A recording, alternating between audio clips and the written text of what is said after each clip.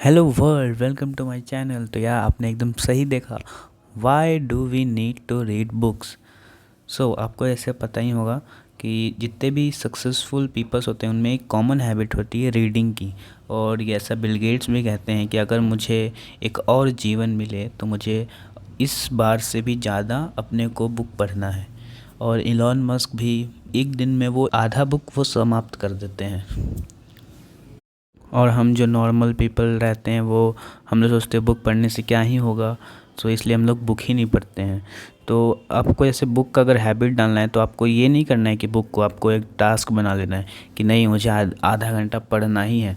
Book को ऐसा casually लीजिए, जैसे कि अगर हम आधा घंटा अगर पढ़ लिए तो उसके बाद हम मोबाइल चलाएंगे। तो जैसे कि आप कोई वर्क करते हैं तो उसके बाद आप कभी भी मोबाइल चला सकते हैं।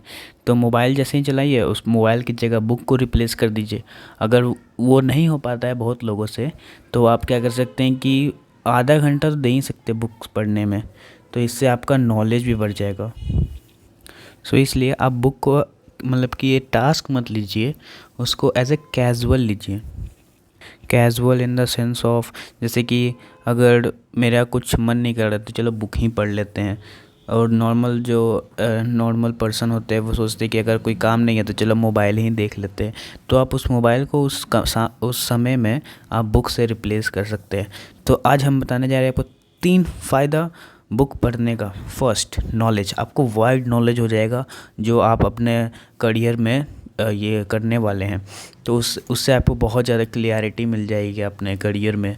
Second, habit. एक हैबिट बन जाएगा आपको बुक पढ़ने का।